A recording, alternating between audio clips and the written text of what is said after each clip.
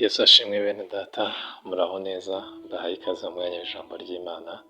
Reka dutangire dusenga. Mana y'urukundo n'imbabazi, tugushimiye kuduhaye amahirwe yo kongera kumva ijambo ryawe. Yemerera Mwuka wawe wera yende ku byo waduteguriye uyu munsi, haduhishurire iby'ubwiru bwabyo, yemeze imitima yacu ndetse anadushoboze kubaho nk'uko bikwiriye, kuko ijambo ryawe ridutumweho riri. Tubisabye twizeye mu izina rya Yesu Kristo, amen. Uyu ni umunsi wa kabiri w'icyumweru. Muri iki cyumweru turimo turaganira ku ntwaro z'Imana. Ni ijambo turimo turareberaho cyangwa se turimo turagenderaho ni riri mu rwandiko Pawulo yandikiye Abefeso ibice 6 umurongo wa 10 kugeza ku wa 18. Ejo twavuze ku ntwaro y'ukuri, kwambara ukenyera kuri cyangwa se sentire belt, nyine umukandara nk'ukuri. Twabonye yuko ikintu gituma ubuzima bwa gikristo budufataho, budukomeraho, bushoboka, bugiba ubufite ireme nk'uko umukandara ukomeza imyambaro ku muntu, ugatuma imufataho ntitakare ntimuveho. Uko niko n'ukuri nako gutuma ubuzima bwa gikristo budufataho. Iyo tubayeho ubuzima bushingiye ku kuri kw'ijambo ry'Imana, ubuzima bwa gikristo butubaho bukadukomeraho bigakunda. Uyu munsi rero turasoma nanone aho twasomye ejo, turareba ku ntwaro ya kabiri ariyo yitwa gukiranuka, icyuma gikingira igituza nko gukiranuka. Abefeso ibice 6 umurongo wa 10 hanenze ngo bisigaye mukomerere mu mwami no mu mbaraga z'ubushobozi bwe bwinshi. Dusimbuke tujye kuri 14. Aranditse ngo muhagarare mushikamye mukenyeye ukuri, mwambaye gukiranuka nk'icyuma gikingira igituza. Imana ashitugirire neza. Uko nari bivuze ejo twarebye ku kuri, uyu munsi tugiye ku ntwaro nyine umukandara nk'ukuri. Uyu munsi tugiye kureba indi ntwaro yitwa icyuma gikingira igituza. Imana ashitugirire neza. Gukiranuka nk'icyuma gikingira igituza. Umusirikare ugiye ku rugamba atambaye igikingira igituza ababaye nk'umuntu ugiye kwivutsa ubuzima.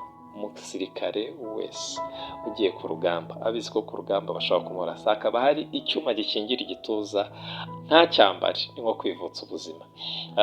Kino kigereranyo Pawulo yagikoze agendeye ku myambarire y'abasirikare b'Abaromani. Ni mu ntambara za kera bakoreshaga imyambi, bagakoresha inkota, amacumu n'ibindi bintu nk'ibyo. Icyuma gikingira igituza rero cyagiraga umumaro munini cyane mu kurinda igituza cy'umusirikare wese ugiye ku rugamba.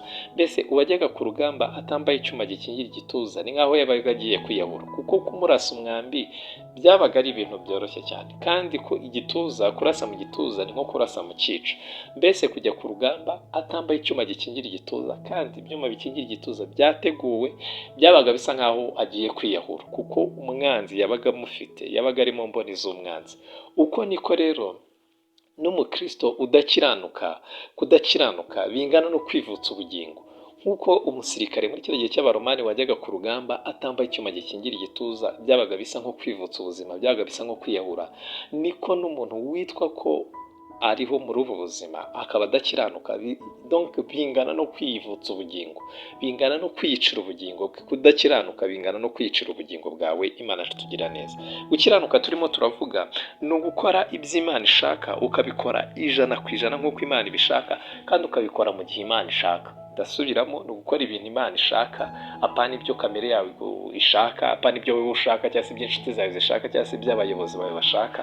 No, ni ukurenga ibyo byabo ngabo, inshuti, abayobozi, abavandimwe, abaturanyi, ababyeyi, kurenga ibyo bo bashaka, ahubwo ugahitamo iby'Imana ishaka ukabikora. Iyo ukoze iby'Imana ishaka nibwo bukiranutse, ariko kandi ukabikora 100% nk'uko Imana ishaka. Ntugire ibyo udegrada, ntugire ibyo ugabanura. Imana yacu tugirire neza. Ukabikora 100% nk'uko Imana ishaka. Ikindi nongeyeho, ukabikora mu gihe Imana ishaka. Niba Imana ishaka yuko ukora ikintu uyu munsi, gikora uyu munsi. Nujya kugikoresha ntabwo uzaba wakiranutse. Imana ashitugirire neza. Hari inyigisho nyinshi zaje muri ibi bihe, cyane muri ibi bihe by'iminsi y'imperuka. Satani ni inyigisho z'ubuyobe yagiye azana zigamije gucogoza abizera kugira ngo bareke ibyo gukiranuka, bacogore ku byo gukiranuka. Akababwira ngo ntiwakiranuka ngo bikunde, ngo nibyo wakiranuka ngo ni nk'ubushwambagara. Ni inyigisho zimwe z'ubuyobe z'amateoloji apfuye nyine, rimwe abwira abantu kudakiranuka, kandi gukiranuka ari intwaro dukwiriye kwambara. Imana yacu tugirire neza. Izo nyigisho ni iz'ubuyobe kuko gukiranuka birashoboka kubizera.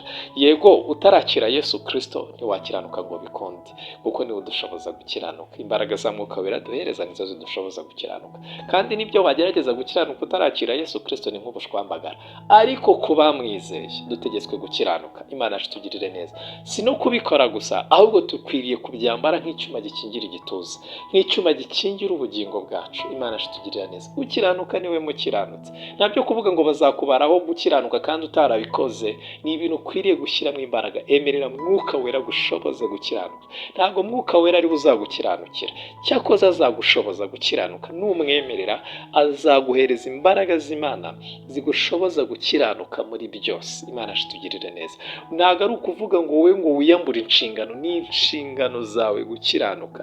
Emerera Mwuka Wera gushoboze gukiranuka. Ibitandukanye n'ibyo ni inyigisho z'ubuyobe Satani yazanye kugira ngo atume abantu badakora ibyo gukiranuka, bityo bazarimbuka. Mwuka Wera arahari ngo agushoboze gukora ibyo gukiranuka, kandi nubikora wabishobojwe na Mwuka Wera bizaba biri ku kigero cyiza. Imana izabishima. Imana nibirebera muri Kristo Yesu ibyo wakoze kuko umwizeye, izabona ari ibyo giciro. Imana yacu tugirire neza. Ambara gukiranuka nk'icyuma gikingira igituza. Umusirikare wese ugiye ku rugamba atambaye icyuma gikingira igituza bingana no kwivutsa ubuzima. Uko niko n'umukristo udakiranuka bingana no kwivutsa ubugingo. Imana yacu tugirire neza.